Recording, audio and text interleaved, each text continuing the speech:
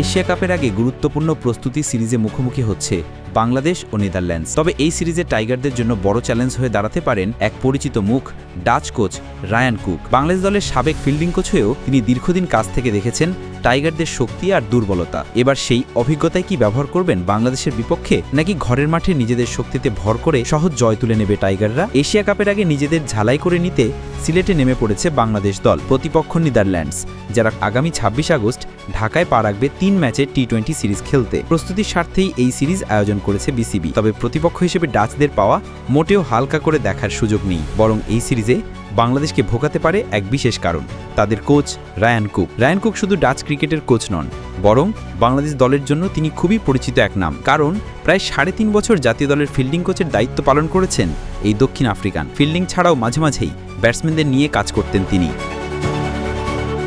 তাই বাংলাদেশ ক্রিকেটারদের শক্তি, দুর্বলতা ও মানসিকতা সম্পর্কে তার ধারণা অন্য যে কারো চেয়ে ভালো। এই অভিজ্ঞতাই এবার তিনি কাজে লাগাতে চাইবেন আসন্ন সিরিজে। প্রশ্ন হচ্ছে, এই অভিজ্ঞতা কি সত্যিই বাংলাদেশের জন্য বিপদ ডেকে আনতে পারে? রায়ান কুক জানেন কোন বোলারের দুর্বলতা কোথায়, কোন ব্যাটসম্যানের বিপক্ষে কী ধরনের ফিল্ড সেট করা যেতে পারে। এমনকি বাংলাদেশের কন্ডিশন সম্পর্কেও তার রয়েছে গভীর জ্ঞান। তাই কৌশল সাজাতে তিনি এগিয়ে থাকবেন বলাই যায়। তবে এটাও সত্যি যে কুকের অধীনে যে সব ক্রিকেটার ছিলেন তাদের অনেকে এখন আর জাতীয় দলে নেই। নতুন মুখ, তরুণদের উপর দাঁড়িয়ে গড়ে উঠেছে বাংলাদেশের এই টি-20 দল। তারা একদিকে যেমন অনভিজ্ঞ, অন্যদিকে তেমনি চমকে দেওয়ার মতো সম্ভাবনা নিয়ে এগিয়ে আসছে ডাচদের সামনে। এই দলটি এখন অনেক বেশি শক্তিশালী এবং মানসিকভাবে ভিন্ন এক চ্যালেঞ্জ ছুড়ে দিতে পারে ডাচদের সামনে। অন্যদিকে বাংলাদেশ দলও এই সিরিজকে নিছক অনুশীলন ভাবছে না।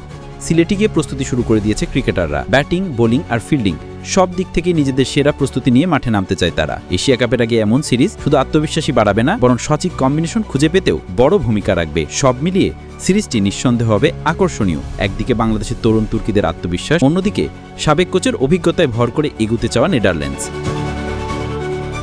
শেষ পর্যন্ত কে হাসবে সেটা জানতে অপেক্ষা করতে হবে মাঠের লড়াইয়ের জন্য। তবে একটা বিষয় নিশ্চিত, রায়ান কুকের উপস্থিতি সিরিজটিকে করে তুলেছে আরও রোমাঞ্চকর।